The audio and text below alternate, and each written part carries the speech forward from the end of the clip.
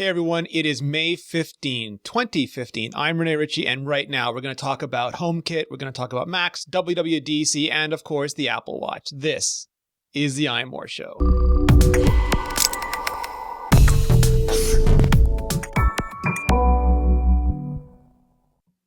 Joining me today, I have from way off Cape Cod, which I'm still not sure is a real place, Peter Cohen. How are you, Peter? It's not a real place, and anybody who is making summer plans to visit should cancel their plans immediately. Go to a real city, not a fictitious one. That's right. Also joining us, back on the East Coast once again. I guess you never left the East Coast this time, but back in the northern part of it.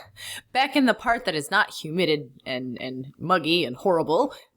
And manatee laden. Yes, all the manatees were very cute. Serenity Caldwell, how are you, Ren? I'm good. I have a couple of dogs hanging out in the background that are very sad that I'm not outside playing with them, but they'll just have to deal. They could do a podcast too, Ren. It's the age of the podcast. Yeah, dogs complaining. Dogs complaining about Bones drinking coffee. Mm-hmm. That would be awesome. All right, so to kick things off this week, we've done a ton of Apple Watch stuff. We've basically marginalized Peter and made him feel not too good about his lack of watch. So, Peter, what's the deal with the new Macs? I mean, people are still waiting on the 15-inch Retina MacBook. What are you expecting in the near term?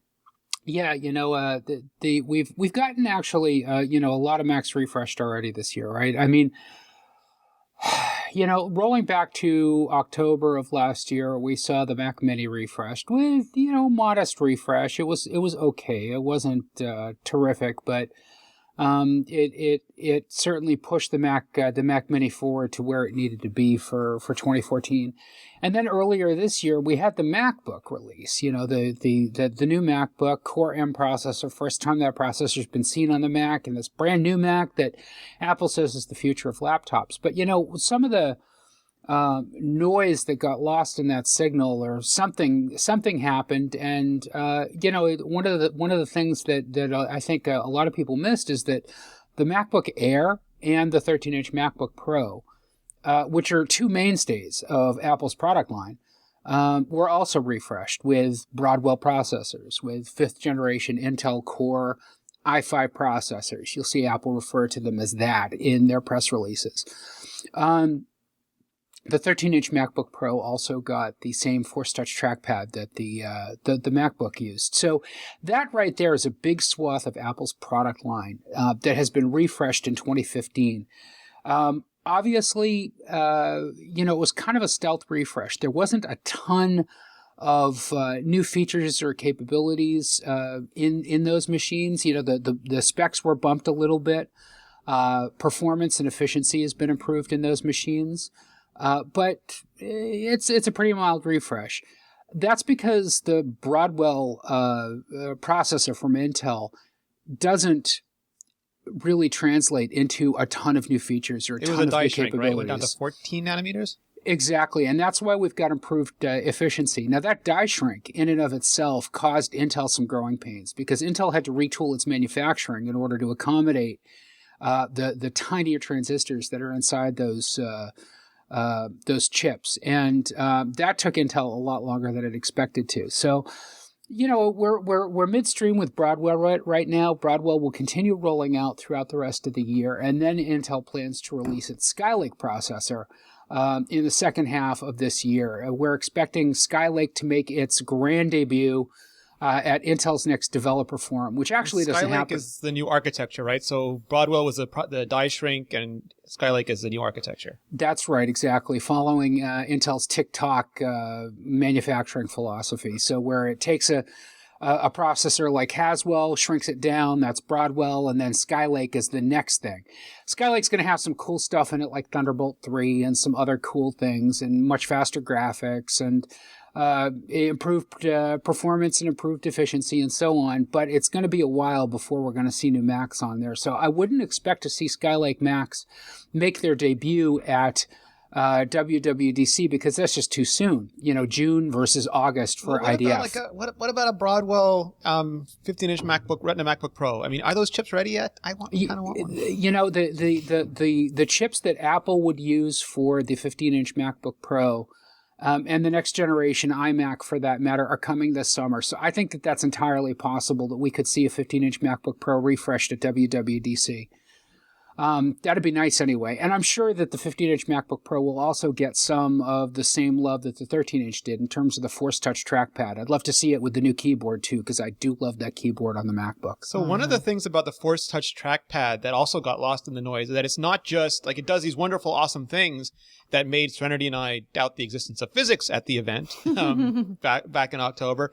But because it's not mechanical, it frees Apple up. So with a mechanical switch, you actually have to have everything one on top of each other. So when you push this down, that gets triggered below it. But with Force Touch, it's digital. So you can have the trackpad here, and the logic and components and the things that do stuff can be somewhere else on the machine. So you don't have to have that vertical height anymore, which is one of the reasons why the MacBook is so thin. So the MacBook 13 didn't get any redesign love, Peter, but you speculated about whether the 15-inch could? Yeah, I mean, certainly some things are going to stay the same, right? Because I think that we're going to see a MagSafe 2 adapter continue to be used on the MacBook Pro indefinitely. I think that the Thunderbolt 2 and eventually Thunderbolt 3 are going to be there. But I would love to see the new 15-inch MacBook Pro get USB-C connectors, because I'm ready to pitch USB 3.0, and to a certain degree, even I think for many users, Thunderbolt 2 out the window. Thunderbolt has been problematic for me in some cases, because if I move my MacBook even a quarter of an inch one way or the other, I will break the connection to my hard drive. And it's not just me that this happens to. If you go to Apple support forums and look for loose Thunderbolt connector, you'll find pages after pages of people complaining, going back years, with different Macs, with different cables, with different hard drives, or different Thunderbolt devices. Thunderbolt is great. Thunderbolt is terrific, but not everybody needs Thunderbolt, because USB-C works at the USB 3.1 spec. That's 10 gigabits per second. That's as fast as the original Thunderbolt, which is fast enough for a lot of people to get really big performance gains compared to where they are now with their USB peripherals. Yeah, I want all of this so much. What about you, Ren? Are you looking for anything short-term for the Mac? Anything dub related? Well, you know what? No. I would like to see more iMac stuff, but I don't see it coming until later this year, and I don't see any laptop, as Peter was saying, I don't see laptops coming in the immediate future that I would like to pick up. The new MacBook is shiny, but it is not quite powerful enough for my needs right now.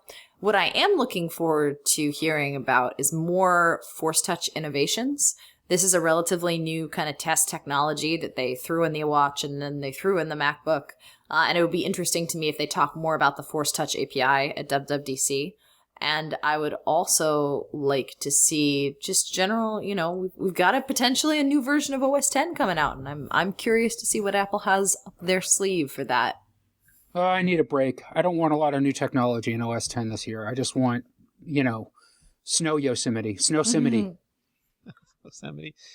So that's a good segue into WWDC. It is becoming, every year WWDC has been jam-packed. We got the iOS 7 complete makeover, which was huge. Last year we got the Yosemite makeover, but we also got extensibility and continuity and Swift, which were ginormous. I'm running out of superlatives here. This year I thought it would be not a break per se, but like Peter said, maybe a tidying up of things.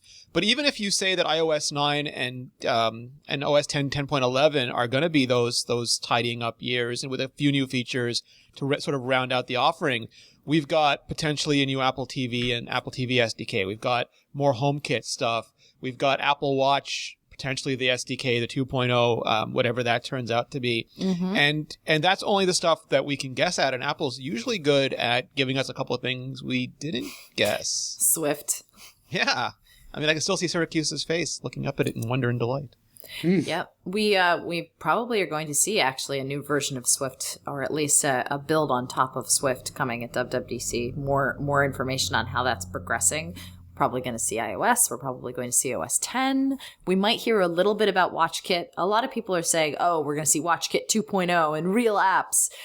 And I'm still a little skeptical about that. I kind of feel like if we're going to see real WatchKit apps, those might show up at the end of the year, not mid-year. Like a year after the announcement? Well, either a year after the announcement or even right before the holidays in conjunction with the newer iPhones.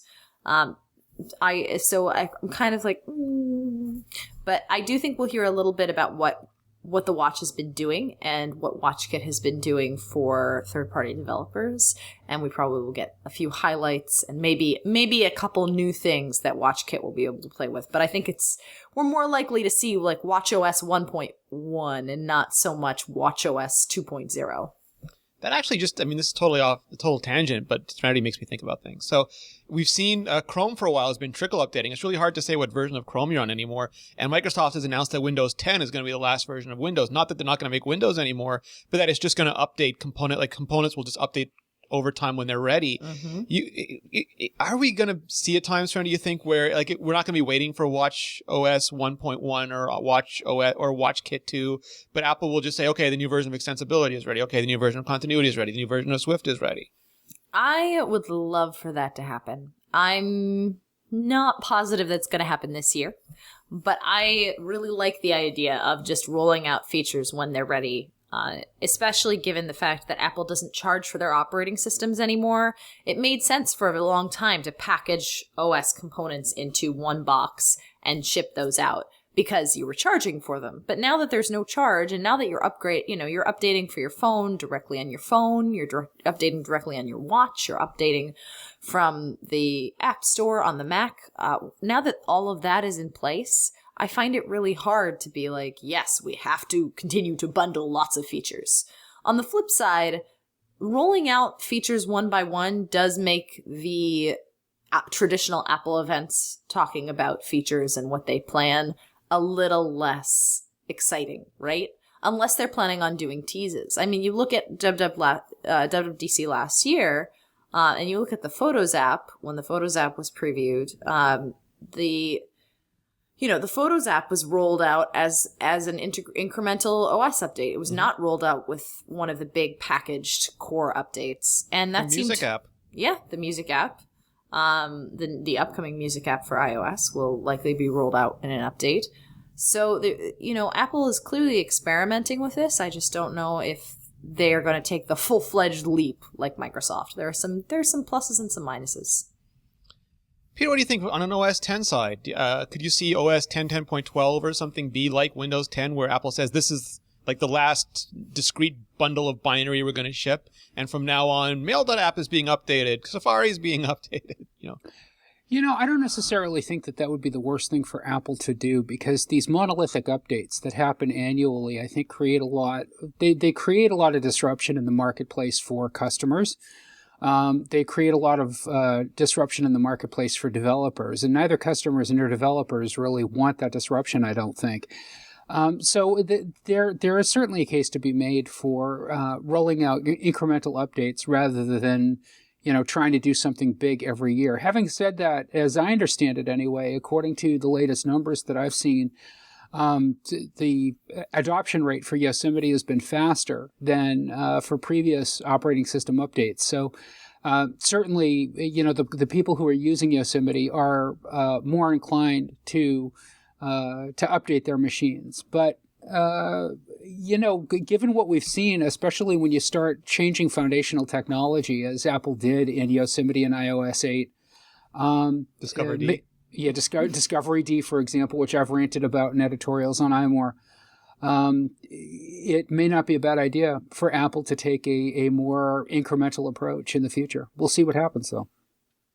Oh, thank you. I think that's a fascinating discussion because, like, Georgia famously does not want anything updated ever and turns off auto updates because she has been bitten a couple times by updates that actually hurt her, and now she's gun shy. And there are people, and there have been rare occasions of apps that do trickle update or bit diff update getting out of hand. So I can see both sides of it. I think you've got to really earn that sort of trust. Yeah, and that is a great question. Sometimes Apple rolls things out and they're not 100% ready to go. And if you're going to do incremental updates, it's really important that you do make sure that you play nice with your users' trust and you don't do anything to make them gun shy about being like, yes, I'll accept this incremental update. I'll make this happen. All right, so we're going to take a quick break and we're going to get right back into things. But first, I'm going to tell you about Dashlane. So today's episode is sponsored by Dashlane. Dashlane is a password manager that already has helped over 2 million users online.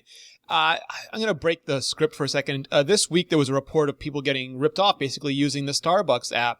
And there was some confusion as to why. But what happened was it's the same story over and over again. People use the same simple password on all their accounts. And famously, some people use password or use 123.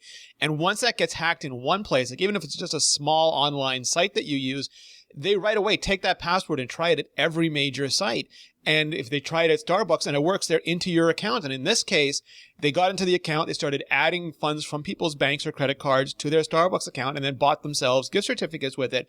And people complained about the Starbucks app, but we have to take personal responsibility here. It was people using the same simple password everywhere. And you really need to use a strong, unique password, literally a binary blob of letters, numbers, lowercase, uppercase symbols, everything like that. And when you start doing that, and you do it uniquely for every site, you need a password manager. So with Dashlane, you'll never forget another password. It's that simple. They're secured on all your devices. They're always up to date. They're all in one place. Dashlane is on your computer. It's on your phone. Your passwords are literally with you everywhere you have to go. And that's part of the struggle. The old joke was when you would enforce strong passwords, people would just write them down because they were afraid of forgetting them. With this, you don't have to. All your passwords are wherever you need them to be. And yes, Dashlane is free. If you want to try, if you want to do it, but you're always like, password managers are expensive, Dashlane is free. You can download Dashlane for free if you go to dashlane.com/iMore. You can do it right now. Dashlane.com/iMore. You'll never forget a password.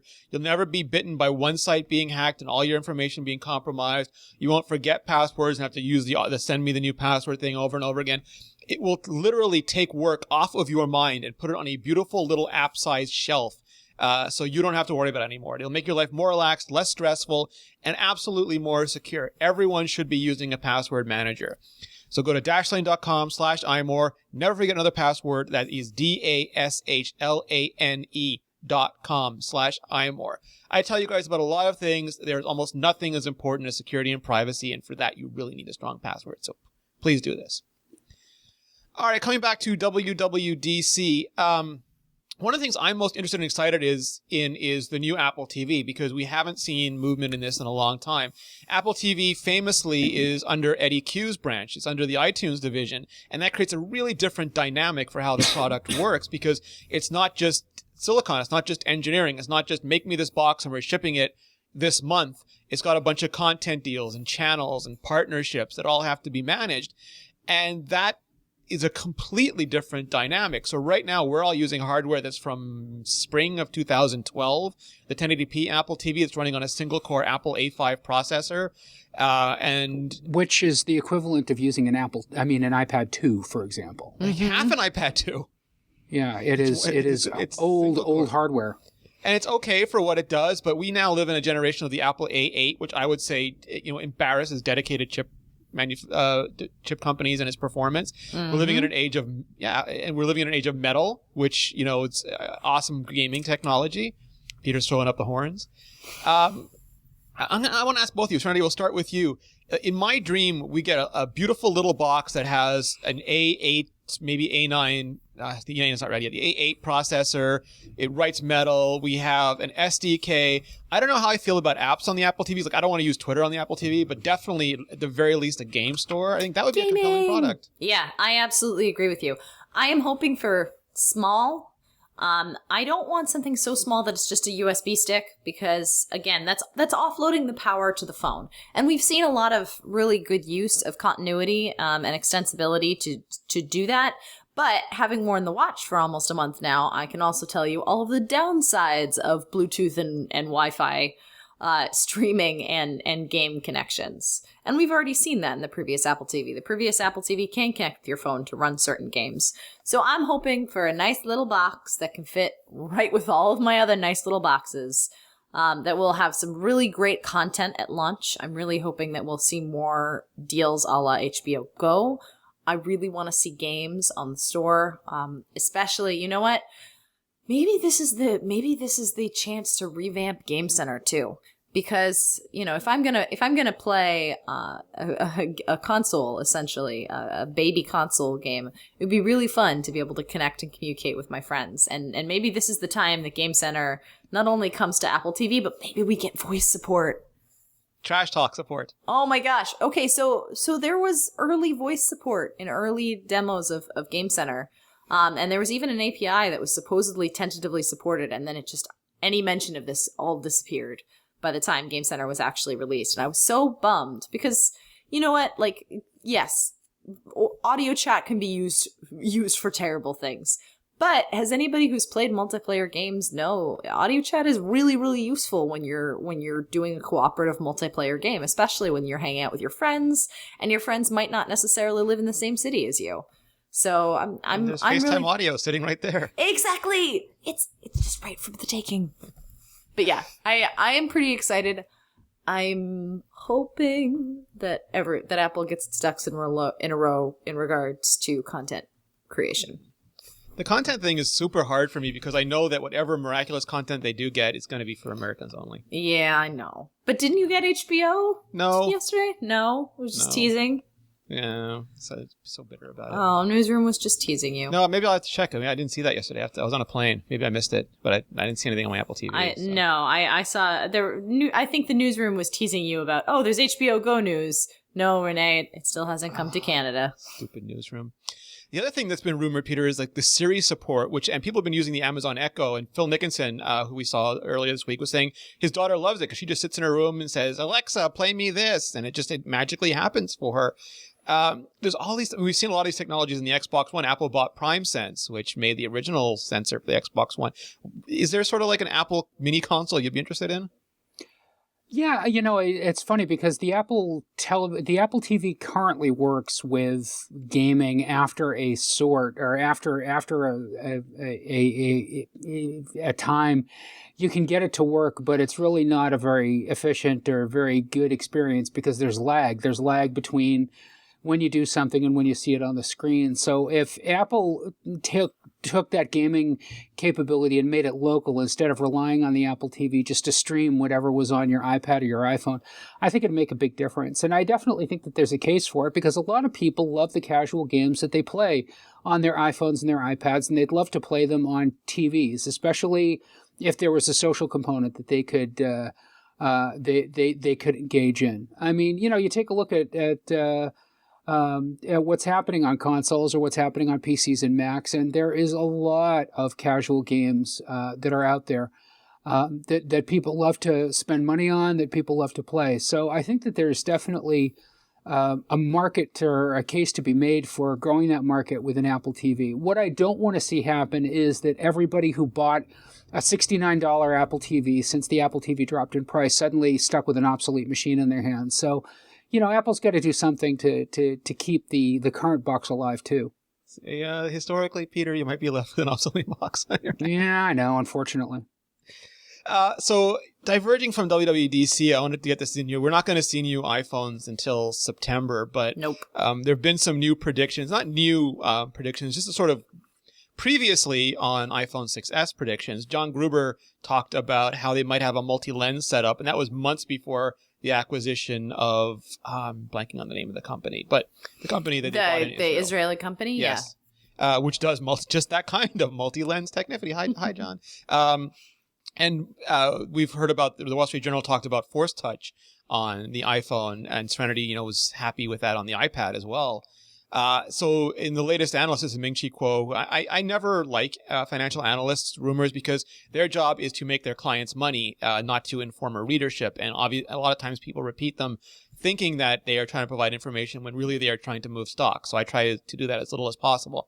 Mm-hmm. But Ming-Chi Kuo has been more reliable than most, and his predictions are broadly in line with the same thing.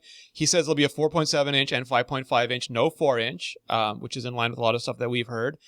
Interestingly, 12-megapixel camera, and this is sort of where my concern lies. I like the fact that Apple has not been trying to go for more megapixel, but better. Like they've been making the pixels bigger. Because often when a company makes a higher megapixel camera, they do it by cutting up the current pixel. So you have 1 pixel, cut it in 4, suddenly you have 4 pixels. More pixels, but each one can absorb less light than the previous pixel. And so I like these big chunky pixels that absorb a lot of light. So Ren, I mean, like you're big on photography. Does Apple need more megapixels now? Is there a balance that they could strive for? I would not complain if there were more megapixels not at the expense of cutting up the same sensor size, but I do believe that there's enough space in that Plus model to insert not only a bigger sensor, but a bigger sensor with slightly larger megapixels. I feel like 12 is not that huge of a jump from 8. It would be one thing if they're like, yes, 24 megapixel sensor, we're gonna go all out.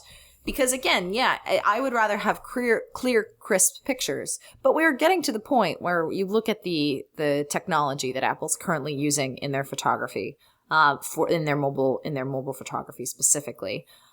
The sensor, they've done a lot with low light. They've done a lot with, gain. They've done a lot with HDR. But there are only so many software tweaks that you can make before, when you blow the picture up to a certain point, we're looking at more and more computers eyeing the idea of a 4K, 5K Retina display. And those photos, while large, are not going to look superb on a 5K Retina display. They'll look decent, but if Apple's really thinking towards the future, they do want to slightly increase resolution size. Not at the expense of sensor clarity, though. I don't think if they're going to keep the same sensor size and cut up pixels just to make the image arbitrarily bigger, I would be a big thumbs down on that. But that does not sound like Apple. Apple, over the past 3 years, has been focused on making their sensors clearer, not more noisy. So I'm hoping. And the company was Lynx. That was a name that was escaping me. There we go. They have multi-lens systems so that you can get depth information. And once you have depth information, you can run a bunch of really good calculations, which Apple chipsets are really, really good at running, and start giving even additional functionality. And they say you can get up to DSLR quality, which people always say, but there are things like cameras are what drives adoption. People are willing to spend money to get better cameras. And if you can provide them better low light performance and better images, you're making sales. That might even be the trick. Again, if it is only in the Plus model, that might be the lip to get people to actually upgrade. The optical versus digital image stabilization of this year was nice, but not a must-have upgrade. Mm-hmm. Having a bigger sensor size with a better sensor, that is a little bit intriguing. And also, I have to admit, as somebody who carries one of these on their wrists nowadays, I'm starting to see potentially the appeal of a slightly bigger phone. Potentially. I'm not completely sold. To be continued. Yeah, TBD. The other thing, Peter, that I thought was nice is a rumor, like the current iPhones 6 have 1 gigabyte of RAM, and you can see it sometimes when it reloads tabs or when it reloads apps. The iPad Air 2 has 2 gigabytes of RAM, and boy, does that baby fly. So the rumor is, finally, can I use hashtag finally on the iPhone going to 2 gigabytes of RAM? That'd be nice. That certainly does get painful when you start working between apps. And things slow way down because it's got to reload something because it's got limited memory. So yeah, that'd be terrific. Yeah, the iPhone gets away with having very little RAM because they're writing a lot of times straight to the metal, and they have a lot of things that are all, like the encryption is all hardware done, and just so many of the things. It's very different than if you have a real time like a JIT compiler or something running on top of your phone and multiple vendor skins running on top of it. So it's a very clean path for Apple.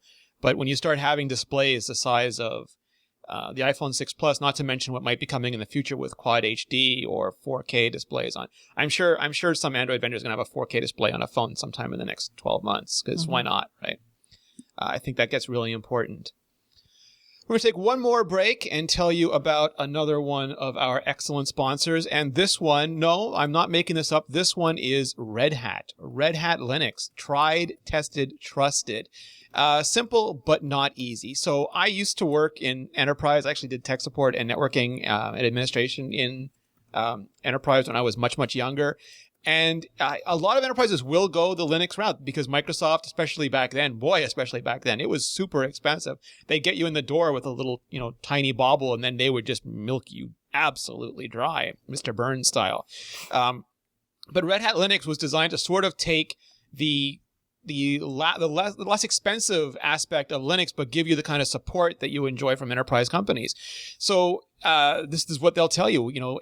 Every commercial bank in the Fortune 500 relies on Red Hat for enterprise software. Every department in the executive branch of the U.S. government, every airline in the Global 500, 90% of all the companies that are that size understand the value of supported enterprise open source software can bring for their business. Now, open source is not always doesn't always mean the same thing, but it's everywhere. Safari, the WebKit engine behind Safari, is open source. The Mac kernel, Darwin, all these components of OS X are open source. It is incredibly good at doing certain things very well. And the value of it has got rapid innovation, freedom, interoperability, community-powered technology. And what Red Hat does is it takes responsibility for that technology. It tests it. It adds enhanced security. It certifies it to work on your data center. Someone might not be interested in making it work on the hardware you use. That's where Red Hat comes in. They will test it on that hardware, make sure that it works.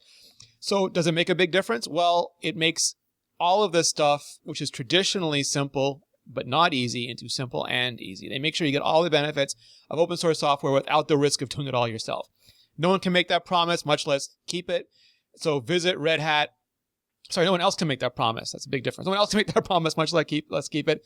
So visit redhat.com to see how they can help your enterprise with application development, storage, and cloud computing.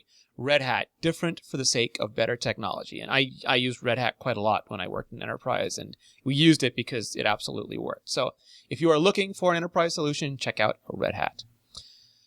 All right, moving on. There was a bunch of FUD over the last couple days about Apple Watch security. This is not new. The day after Serenity and I went to the event, there was an article in a mainstream publication that said, it's not secure because someone can put a gun to your head and tell you and force you to enter in your passcode.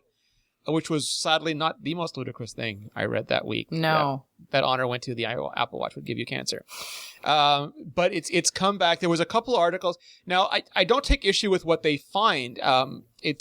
What they find is generally incredibly informative, but a lot of publications are choosing to put sensationalism ahead of journalism, and they report it in a way that assigns a level of fear and threat to it that is just not correct. These are things that you should inform people about, but not scare them about. Yes. And the two of them, the first one was the way the passcode works. So the way the passcode works on the Apple Watch is that you can still reset the watch. This is brand new technology. It pairs with the iPhone, and there's no activation lock. Right now on the iPhone or iPad, in order to turn off Find My iPhone or Find My iPad, you have to enter your iCloud password. That turns off activation lock. Without that, it makes it very, not impossible, but very difficult to reformat, reset, and redistribute an iOS device. That doesn't exist on the Apple Watch, Ren. So their charge was that the theft deterrence level of the Apple Watch wasn't as high as the other devices. Yeah. And, I mean, you do have a point, but we also have to remember, activation lock did not come to the iPhone until 2 years ago. So it's not like this is a feature that's been on the iPhone forever and now is not on the watch. B, there are things that you can do, such as set yourself a passcode to prevent someone who's stealing your watch. C, as soon as they steal your watch, you can disable it by going to iCloud.com and remotely wiping it, because you have that power. Yeah, so just to be clear, watchOS 1.0 is iOS 8.2 in many, many ways, and it includes all the bits that will make activation lock work. The difference is entering an iCloud password on an Apple Watch. How do you do that? And there are ways to do it, but Apple has to figure out the best way. Do you create a little keyboard where you painstakingly type in what could be a pseudo-random blob of upper and lowercase letters? I mean, I've tried to enter a password on an Apple TV and wanted to cry. Like, literally just cry. So do you let them enter it on the iPhone? And then how do you secure the pairing connection? How do you make sure someone can't spoof the connection and enter the password? There's all sorts of security concerns and interface concerns, and they have to make it usable. And that's what's happening now, is that Apple's making it usable, and once it's usable, it'll be deployed to the Apple Watch. I mean, I'm almost as close to being over 100% certain as possible can be with that. The second thing was someone did a demonstration where if you are very good at pickpocketing somebody, because of the way the passcode works, it doesn't lock until the screen has been off for 1 second. And that's so that you don't have false locks. If it's on your wrist and it moves for a second, it doesn't just relock all the time. So they showed that if you are really good at basically taking someone's watch off their wrist, and Serenity's showing it now, so I'll switch to her. Yep. Taking someone's watch off your wrist and keeping your finger or something on the sensor, it'll stay unlocked. And yes, that's absolutely true. That's just the limits of this technology. The same way if I enter my passcode into my iPhone and you take my iPhone and you don't let the screen go dark again, my iPhone will just be unlocked for you. So if you manage to pull off that level of theft, that's what happens. Well, and you have to also remember that it's not just, making sure the skin contact stays and then you can put it in your pocket. You have to hold your finger or some kind of, capacitive device on that disc for as long as possible. And basically and you can't really reset the device without some trouble from there. Yeah, well, you'd have to hold it like that long enough to go into settings and turn off wrist detection, go through the warnings, do a forced reset and repair with the watch, which are all, take time. And some people said, well, like Serenity pointed out, if you know this has happened, if you look down and your watch is gone, you can just go revoke everything. So the argument was, well, what if you're unconscious or otherwise incapacitated? If you're unconscious or otherwise incapacitated, they can take your iPhone and stick your finger on it. They can take your wallet, your car keys. There's realistic scenarios, and then there's scenarios that are just designed to scare people. So all this stuff is real, and you should be informed about it. And convenience is always at war with security. You have to choose. Like, I have a control center disabled on my lock screen because I don't like the idea of someone taking my phone and instantly putting it in airplane mode. So I choose to give up that convenience for security. Some people don't like that Siri can pull up contact information without the PIN code, so you can disable Siri from the lock screen. If you don't want to risk having your credit cards on your Apple Watch, you don't have to put your credit card. You have all they're tools that Apple gives you, and you choose the ones that match your comfort level. Mm-hmm. So, Peter, I don't know if you want to add anything to this. Yeah, that Apple is doomed because the Apple Watch doesn't turn into a ball of razor-sharp spikes if somebody takes it off my wrist. I want taser functionality. I want it like someone goes to take it, and it just tasers the bejesus out of them. I was thinking more like the sword that Blade has. That unless you depress the button right, it cuts your fingers off as soon as you touch it. Nice. That would be one way to do good theft deterrent. Shareholder value. Exactly. All right, so we got that out of the way. One of the last bits of news I wanted to cover was there was a story that HomeKit was being quote-unquote delayed. Now, I usually take issue when someone says an unannounced product's been delayed, but HomeKit has been announced. So Apple didn't set any firm deadlines when they announced it, but it's been almost a year since the last announcement, which was WWDC 2014. So if you want to call it delayed, that's fine.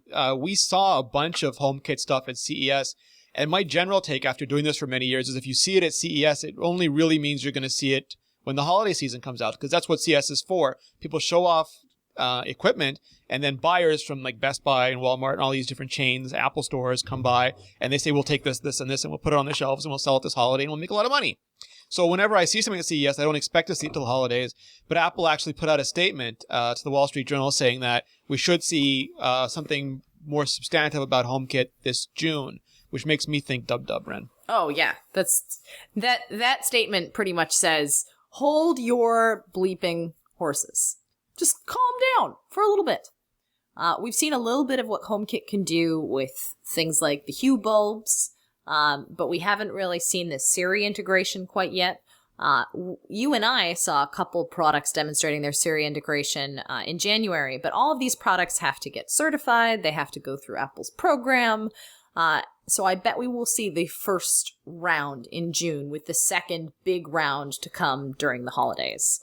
Everybody's, making such a fuss about it, but to be perfectly honest, I feel like I would rather, we're talking about connected home, I would rather we take the time to get these things right, because nothing's worse than buying a product and being like, lock the door, and then it doesn't actually lock. And then burglars break into your house because for some reason your door doesn't lock. Like, we don't want to take those chances with our home device. Set the oven. I mean, anybody who's ridden the carousel of progress at Walt Disney World, there's a scene where he's shouting at the voice-controlled oven, and he's like, "Set the temperature to 500," and then every time someone mentions a number, it will go up to like, "Oven now set for 800 degrees." So I am okay with HomeKit not being readily available. I'm okay with the slow rollout and the API being teased at last dub, and then the actual products seeing themselves sort of make their way into the final stage this June. That's a pretty good spread. Yeah, I agree, and it's the same thing because Apple announced a couple weeks ago the Made for Apple Watch program where they're going to have third-party bands, and the minute I hear that, some people are like, where are those bands? They're not in the store yet. Fail. But you announce, like HomeKit, any of these made for programs, you announce the program, you get early participants, they have to submit a prototype. Then they have to go and make actual production units. They have to submit a certain quantity of production units for testing. Those have to pass a certain amount of criteria. Apple has to develop the marketing program for it, the little badges that go on websites and on boxes. All this takes time. And also, this is brand new bits. And those bits are not going to work the first time. I mean, you can hope for 100% perfect code immediately, but it's impossible to anticipate how every developer is going to implement every feature. And when that stuff breaks, you don't want that to ship, because then everyone says your platform is foundering. You want to go back and fix those things, and that can take time sometimes, which is why they don't announce deadlines for things like this publicly. They have internal deadlines, but those are continually being readjusted based on feedback. And Peter, I'm really happy about that, because like Ren said, I've had enough products, like we went through this with the Made for iPhone game controllers, that when I say Siri crash the compound, I want my compound to crash. You know, I agree with you, Rene, but I do think one of the problems anyway is that vendors have hopped on the HomeKit bandwagon awful early and have announced that their devices or that their products are HomeKit compatible or will support the HomeKit API. So, you know, people keep hearing about HomeKit over and over and over again, but they don't necessarily understand what HomeKit is or how it's going to be integrated into their Apple using experience in the future, or what exactly HomeKit compatibility means. So, you know, I think initially anyway, the vendors who are doing it were hoping to give some future-proofing security to people who are buying things like, well, you know, do I really want to buy this smart light bulb? Or is something better going to come down the road? Oh, it's HomeKit compatible? Okay, well, I can get it then because I know that's going to work with future stuff. But, you know, you hear enough about it and you don't actually see anything going on. You think it's vapor. And that's just not the case. As you say, there are a lot of different pieces of this machinery. They all have to get moving in the same direction. And that's taking time. But the good news is, you know, with Apple's announcement or Apple's comment yesterday, we can definitely see some progress moving forward on this in June, which obviously is time to coordinate with WWDC. Yeah, and it's interesting because in previous years, Apple wouldn't have commented on something like this. They would have just said, we don't comment on future products. But this goes back to my complaint about sensationalism versus journalism, because the headline for this, and I think it was a Fortune story, was borderline accurate, but the lead was ridiculous. And my guess is they spoke to a couple vendors who were frustrated with the process, and maybe they didn't have the results they wanted from early prototypes or whatever. It's hard to speculate, but I spoke to several immediately afterwards to find out, and everyone said this is way overblown. Like this was not their experience at all, and that's the job. Wait. Are you saying that Fortune misreported something? Heaven forfend, there's a first time for everything. I think increasingly they're feeling that their job is to be sensationalistic and not journalistic, and I think that makes all of us poorer. And it's the thing we talked about before. Your job is not to find a narrative. Like there's all these different things. Like at iMore, I'm more of a platform champion. I talk about like the benefits of Apple technology, but I'm not an investigative journalist. But if you are, it's your job to investigate and discover the narrative, not to create the narrative, and then carefully align the bits of information to support it. That to me is that's writing, that's storytelling. And yes, you want to have a good story, but if you're an investigative journalist, the investigative comes first. That's just how I feel. Yeah, I mean, I agree. Yeah, exactly. You know, and I mean, just looking at the history of this, you know, you really have to take a grain of salt every time you see something from Fortune. And I'm sorry to single out a single publication for my ire, but I think that they absolutely have proven that they deserve it over the course of the past few years. Fortune needs to be taken with a big grain of salt whenever they report on something.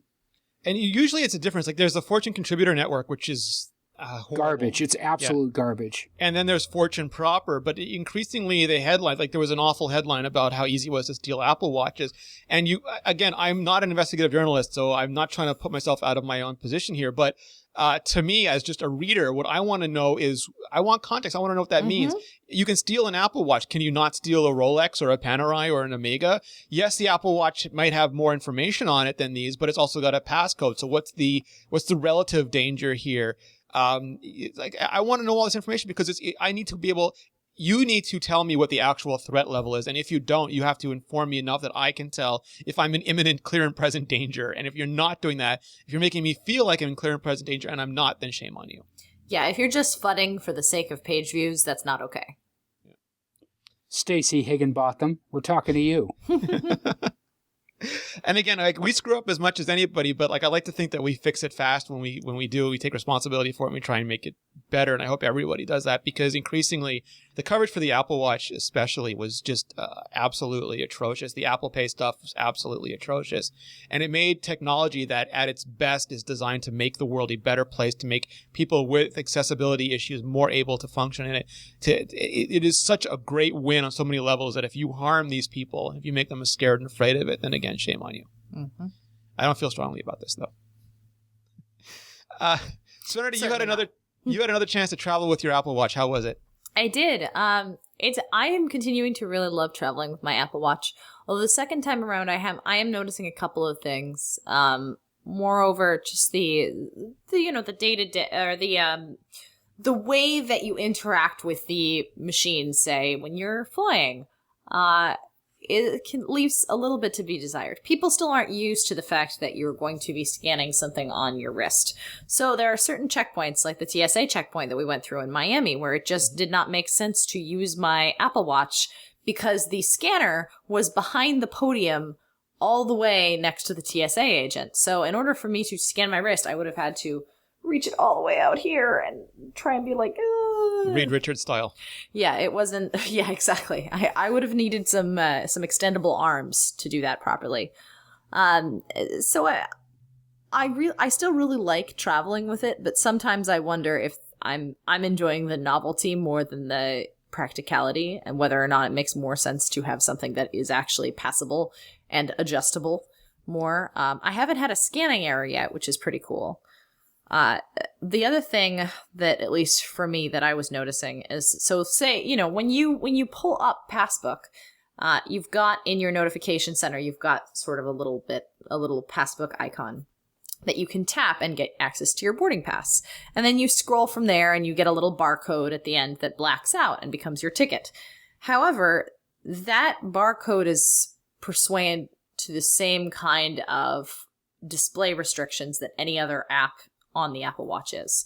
So if you load that barcode and then you're waiting in line for a minute or so, if the display turns off and you load it up again, you're going to be faced with the clock screen, rather than the display, which is frustrating. I felt really bad because I was getting in line. I was getting in line to get on my plane, and I had my barcode all set and ready, and then I put my wrist down, and I had wrist detection on, and it turned the screen off. Mm-hmm. And so I got there, and I was like, oh, hold on, I have to tap to get the thing, and then scroll it properly so that the barcode fell out. I don't know. It's little bugs here and there while traveling. I still think it's really cool. I love being able to see my itinerary on my watch. I would love for a feature like Siri open my Delta Passbook or something like that, or my American Airlines pass. Because I learned that if you double click, you just have to remember but I never remember to double click immediately to go to the last used app, and so I always ruin it for myself. Well, even double clicking, because you're pulling up a notification, you're not pulling up Passbook. That's true. If you're pulling up Passbook, that'd be different. Yeah, absolutely. Yeah. My only other thing, at least that I noticed this time, because I had rollaway luggage when I traveled, is that trying to interact with the watch is very difficult when you have one hand busy. And it was the first time that I considered doing my Curly's nose tap, and I'm like, no, this is dumb. But I ran into a problem where I'm like, oh, I've got both of my, I'm looking at this one, and this hand has my rollaway bag. How am I going to pull up my passbook without being very silly? And the answer was, I just let go of my luggage to tap it in, but it was still little things here and there. If we really want this to be a, not necessarily a hands-free device, but more of a hands-free device. A convenience device, which is what we want. Exactly. Convenience is important. So that's my sort of secondary travel experience with the watch. I still really like it for I like it for managing my itinerary. I like it for being able to see very quickly if my flight's on time. They changed our planes, so I was able to be the first, one of the first people to see that they had changed our plane, and then got my new seat assignment because of the auto push in Passbook. So there are some good things to it. Just, hiccups here and there. Yeah, I was getting TripIt because I use TripIt Pro. I was getting TripIt alerts and was able to navigate really quickly. And I love that. Yeah, I had very similar experience. Only I had they wouldn't let the AA app wouldn't let me check in with the app, so I couldn't get a pass this time. So I had to get paper pass like an animal. Boo. System. Carolina Milanese, friend of the site, said that they had an actual electrical or something failure, and they had to do pen and paper check in. Oh gosh. So they just read the stuff off the screen and were writing it down. Good grief. Yeah, talk about technology. So the last thing for today I wanted to mention is the iMore app has been updated, and I can use a finally for this too. And we have got now iPad support. There's a fancy interface just for the iPad. We've also got a widget for the Today View and Notification Center, so you can see the latest stories all populated in there. We've done a bunch of other improvements. Yes, we hear you. There's more stuff coming. We're working on search. We're working on a watch extension. We're working on notifications. All of that's in the roadmap. But for right now, the long anticipated, highly anticipated iPad interface is there and waiting for you. I've been using it. We've all been beta testing it for a while, and I like how it turned out very much, especially I was not sold on the widget because so few people have done widgets well, but I actually like this widget. Yeah, I think the widget is actually really impressive. And I say that as someone who has maybe 4 widgets in active use. I am very picky about my widgets. And I'm very proud to see us get early on the bandwagon with iPad adoption. I think that this is a device that's going to catch on and that a lot of people are going to use it someday. You're saying that because there's no Mac app, right, Peter? That's exactly right. Yeah, well, the Mac app is Safari. Yeah, I don't want to get off another tangent. That was interesting with Facebook and their move into native content, saying that the web isn't even fast enough to deliver websites anymore. We'll see how that goes. All right, so Peter, if people are interested in following you around the interwebs, where can they go? Oh, don't. No, just kidding. You can find me on the social things at Flarg, Flargh, or on iMore.com every day. And Ren, what about you? At Saturn on all of the social things, and on iMore.com, and occasionally on The Incomparable. Awesome. If Allie was here, she would tell you that you could find her at iMuggle. If Georgia was here, she'd tell you that you could find her at Georgia_Dow. And I am here, so I will tell you that you could find me at Rene Ritchie, and you can find all of us at iMore. I want to once again thank, I'm looking really quickly, who am I thanking? I think I'm thanking Dashlane. Yes, I am thanking Dashlane for sponsoring the show. I cannot, there is very few pieces of software that are as important as password managers. It is literally the second thing that I download and install on any computer that I run, because the first thing is Dropbox, which houses my database. But the password manager, it could not be any more important. So please go to dashlane.com/iMore right now. Try it out. It is absolutely free. That's dashlane.com/iMore. Check it out. I want to thank all of you for listening. We have heard your many, many, many complaints about the show moving around a lot and not knowing when to listen to it or watch it. So we're going to make sure that we pick a date and we stick to it, like real grown-up people. No. Yeah, we're aiming for Wednesdays from here on out. Even if Renee's traveling in a metal tube, we'll figure out some way to make it happen. Internet of Tubes. And we have a lot of other stuff. So if you've missed the show live, just go to iTunes. You can find it there, or you can go to youtube.com/iMore video if you want to watch us actually talking head the whole thing. And other than that, thank you so much for joining us. Have a great week. And guys, have a great weekend. You too. Bye. Bye, everyone.